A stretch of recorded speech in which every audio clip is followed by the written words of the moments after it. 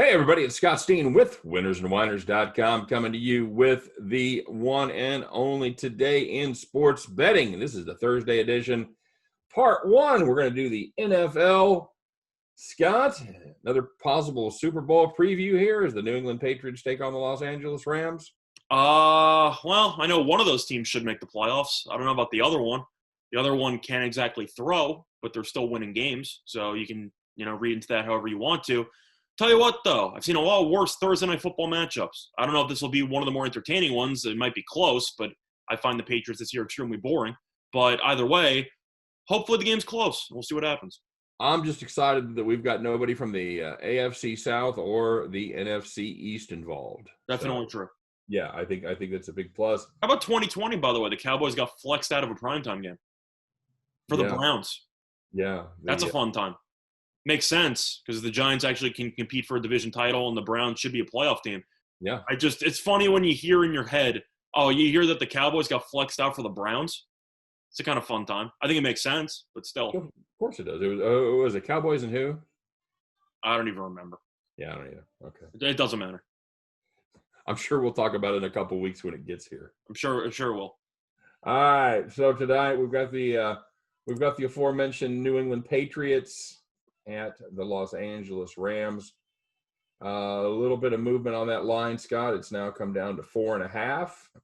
It's still mostly 5, though, but if you do like it, the 5 is pretty juiced to New England, so you should probably grab that if you do like New England at this time. Yeah, and I've got Bet Online. It's even juiced to the 4.5 at -115. So it's definitely trending down, and you see that a lot, Scott. When you're at 5, 4 and 5 are fairly similar numbers. You don't really have a four's kind of a key number, but not really. So a lot of movement you're going to see between 4 and 5. I doubt we see it in the 3.5 range. I think it could go to 4. I think it probably stops at 4. Yeah, I agree with that. The total on this one has come down a little bit from 45 to now 44. Which is kind of surprising. 45, a fairly key number there as far as totals go. So, what's your thoughts on this? What's your first blush on this game? So my first thoughts here, I'm going to lean to New England, just plus the points. I know that the Rams have been a solid football team.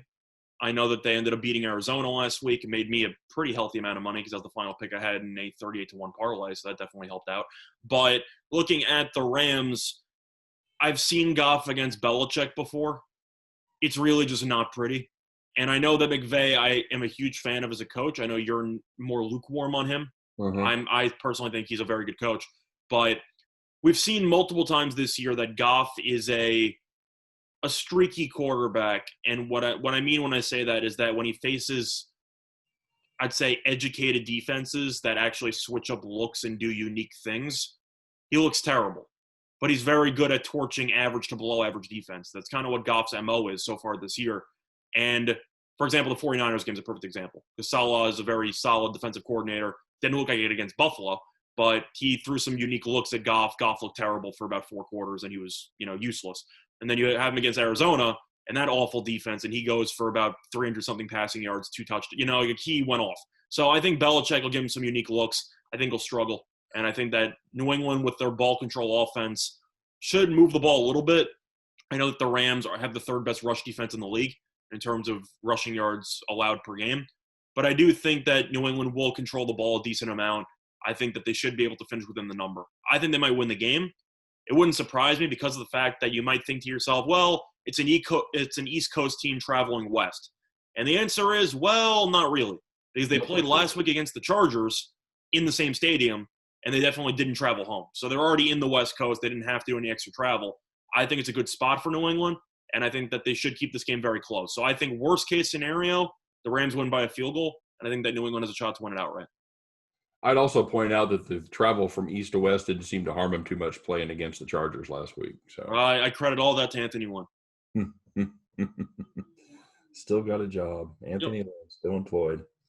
This is kind of – it doesn't appear so on the surface, but these quarterbacks right now are playing very similar football, and mainly their head coach doesn't trust either one of them to throw the ball down the field. Both of them are throwing short possession passes, and The Rams have turned into the Steelers offensively. They're just throwing a bunch of check down passes. yeah. I watched the Rams the last couple of weeks. I went back and watched their game film, and they just and you watch him throw the ball deep, and they will take occasional shots. And you watch where the ball goes, you're like, oh, now I understand why you don't get to throw the ball deep, because you're terrible. What do you think the Patriots do? They rush 3 guys and drop 8 in coverage. Yeah, I think they're going to do that most. I think they're going to do that. The Rams can run the ball, but as you said, the Rams aren't really a threat to burn you over the top. I could see them just rushing 3 guys or so and just playing coverage and just saying to Goff, "I dare you to do something." Yeah, I agree. They're going to. I think they're going to obviously stack the box, and I think they're going to make Goff beat him over the top, and I don't think he can. I'm with you here on this on the Patriots side, and the Rams have been just like you. The Rams have been pretty good to us. They made us some money in some good spots. I've even faded them in some spots because I thought that Goff would struggle against the 49ers, and he did. So there's some teams or some matchups you look at Goff and say he should do well here, and there's other matchups where you look at him and say I think it's going to be a long afternoon, and I think this will be a pretty long evening. Yeah, he performs well against teams like Arizona. That's what I said. Yeah, it's against bad defenses, he's good. Yeah, that's exactly right. And this is not a bad defense. This New England team has been completely getting it done. It should be a bad defense based on how many people opted out before the season started, but they found a way to make it work, I guess. Yeah, it's really been kind of amazing the way that they've done this. Their defensive backfield, excuse me, is still really good. They're second in the league in interceptions. They just keep plugging in new guys. You have guys opting out. Doesn't matter. I don't think they're that great at getting after the passer, but that's kind of the one I'd say main flaw is the lack of a premier pass rusher. Yeah, they don't have a terrific pass rush. Which is why I think they're going to play coverage tonight. I wouldn't be surprised if they just decide, kind of like what Washington did against Pittsburgh, where they rushed for the entire game. They didn't really get to Big Ben at all, but they never blitzed ever and basically just said, I know you're going to dump the ball off 3 yards. Yeah. I think the Patriots will do the same thing. I think they'll tell Goff, listen, I know you're going to have all the time in the world, but you're going to panic and you're going to throw 3 yards to your tight end. That's how I expect this game to go. Do you agree with that? Yeah. Oh, yeah. I think that's exactly what's going to happen. I don't think they're going to waste the energy on the pass rush. I think they're going to drop guys into coverage. Just like I said, I think they're going to stack the box. I think they're going to try to stop the run and force Goff to throw over the top. And I don't think he can do it. I think they're going to force him into a mistake or two. I think he's going to throw at least 1 interception. At least 1 pick. No question about it. And that's not a bad prop bet right there. I thought about giving that out, but I saw the juice was at around minus 130 or so. So I thought it was a little bit too juicy to give out, but I definitely think he's going to at least throw 1 interception. Yeah, I've got a premium play on the total, but I will absolutely get behind the Patriots here at plus. I guess when I capped it, I had it at +5. It's now +4. I still see 5 at some spots, so I'm going to take the 5. All right, I've got the money line on that at +180. Don't hate it. Don't hate that a bit. That's getting close to that magic number of 3. Mm-hmm. And we've talked about it before. If you're taking the points, you should never take 3 points or less. Just play the money line. The odds are overwhelmingly in your favor.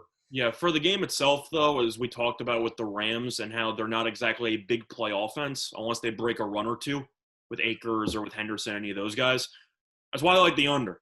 I know it's the totals getting to the point where it's almost untouchable in today's NFL, but you know for a fact New England's not a big play offense. They take all the time in the world to get downfield. And the Rams, especially with how I think New England's going to play, I think will also not give up many big plays. I see a lot of nickeling and diming down the field, a lot of 7-8 minute drives. And also assuming that the Rams can kick because they don't exactly have a sturdy kicker back there. And it wouldn't surprise me if they go for it in some of these 4th down situations. And you might see a 6-minute drive result in no points. Yeah, I think there's going to be at least 1 or 2 5-minute plus dry drives. Yeah, they come away with nothing. I think both of these defenses are good enough where I don't think they give up a ton of long drives. But I mean, the Rams, look at their kicker. They went forward on 4th and 7 last week because they couldn't make it from 55 indoors. Yeah, like that's a problem. Yeah, I'll tell you, kind of a side story for me is the fact that New England just keeps running the football with less than elite running backs. Is I that think fair? Harris is probably the best of the bunch. I Oh, think oh Michelle. yeah, he's averaging over 5 yards a carry, so I he's think been Harris good. and Michelle are basically replaceable. I think James White basically offers nothing in the ground game. But No. Well, but the thing about Michelle is he's been hurt. He was finally healthy I'm last saying week. now that he's healthy. I'm Yeah, saying now that he's healthy, him and Harris just basically rotate like a tag team wrestling match, and yeah. they both do the same thing. And Um, White's the exclusive third down guy, which is basically it. I'll tell you the wild card in this, and you touched on it a little bit as far as the special teams go. It could be Gunnar Olszewski. I like him. I think he's good. He is. Had a nice return last week. This is as Two nice always. returns. He had one touchdown. The other one he returned like 40-something yards. Yeah, true. He had two good returns. You're right.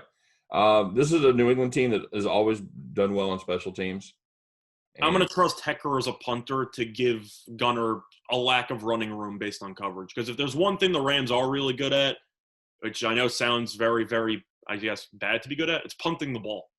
I mean, Hecker is still probably the best punter in the league, right? certainly top five. So you know that he's going to be capable of pinning him in the corner, kicking it out of bounds. I'm sure McVay gave him some instructions telling him don't kick it to the middle of the field. So I think that Gunnar might maybe have some open running room on maybe one or two, but I really think that Hecker will give him some unique looks that might neutralize him a little bit in the return game. We could see a Johnny Hecker pass tonight. I doubt it because I'm assuming if there's any coach that's going to be prepared for any type of fake, it's going to be Belichick. Yeah. The only time Belichick's really been like, I gotcha, was the Philly special. Other than that, I can't really think of another time he's been fooled out. I can't. Doesn't get burned too often. No. He really doesn't. Hecker's probably got the best arm of any punter I've ever seen. Do you agree with that? Yeah, definitely. Absolutely. I think the best legs of any punter is probably Marquette King. Maybe Tom Tupa. Tom Tupa probably has. He actually played quarterback in the game, right? So that's also a fair point. But I think, yeah, he's probably the best. He's one of the best throwers, at least in modern punter or whatever. But as runner, I still go to Marquette King. But that's a separate story. No, that's true. I still can't believe he's not in the league. I don't know what Wendy's he's working at now, but I know he was in one of those other spring football things. He should be in the NFL. I mean, he'd enter the league as a top 10 punter, but that's a separate story. I guess I don't know if they just didn't like his style, his attitude. He's he's got a personality to him, but he can punt the ball 48 yards. Like, sure. I don't know what more you really want from a punter. But anyway, that's not really the point. The point is, I don't think they're going to get burned by a fake. I am concerned with the kicking game for the Rams, though. I think that could be an issue. And I think you'll agree with that. Well, yeah, they've run into let Zerline go, and they kind of all went down the drain after that. Well, they've got Gay, and then what's that? Their third kicker this season so far. Something like that, and he hasn't been that great. No, and like you said, they don't trust him. They don't trust him from deep. I think the longest field goal he's kicked this year has been either 48 or 44. All I know is if you go for it on 4th and 7 in today's NFL from the 35 of the other team, that means you have kicker problems. That's what that means. Most kickers nowadays can hit it from like 57, 58. Yeah, I think 50 you got to be able to make it from 55. It's indoors also, so that definitely helps. Now, of course, you have the exception of Zane Gonzalez, who's short in a 49-yard field goal, but which I don't even understand that one. But still, you just don't kick it well. You just don't get all of it, That's a problem that you have with the Rams, is that when you're talking about overs and unders, and we're talking about how we both like the under because you might see some long drives. If you have a long drive for 7 minutes and you settle for a 30-something yard field goal and the guy misses, you pretty much rip up your ticket. That's money in the bank for under players right there. Yeah. All right, there you go. That's our breakdown of this one. Yeah, I'm pretty excited for this game. Most Thursday night games don't have playoff implications. This one does. So. Right. Yeah, it may not be a Super Bowl preview, but it's a Patriots team that is inexplicably right in the thick of it again, or they're certainly trying to thrust themselves into it. They've got a shot, and this Rams team that is leading the West, and nobody likes them. So should be an interesting game. I'm excited to see it. And as always, if you want an extremely deep dive on that, don't forget to stop by and check out winnersandwhiners.com. They do special editions for the Monday and Thursday night games that will have all the stats and information your little heart could possibly desire. So make sure you check out winnersandwhiners.com. That's going to do it for us on the NFL show. Hey, stick around and see us as we take on the 2 college football games tonight, which, yeah, that should be exciting. One good game should be one good game tonight, and one probably not so good game. So, well, I guess the bright side on that, which we'll get to in the college football show, is that they're only 30 minutes apart from each other, so you can completely avoid one game if you want to. Yeah, that's absolutely right, and congratulations on not canceling either one of those games. We're pretty excited about that. So far, Yeah. you still got the game starting in roughly, I don't even know, 6.5 hours. So knock on wood on that one. Knock on wood, baby. All right, for myself, for Scott Reichel, appreciate you guys watching today. As always, if you'd be kind enough to give us the old thumbs up for this video, if you've got some good information, had a little fun, we appreciate it.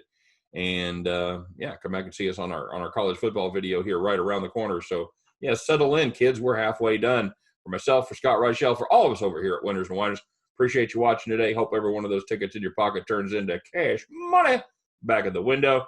Guys, have a great day, and we'll see you on the next one. Take care.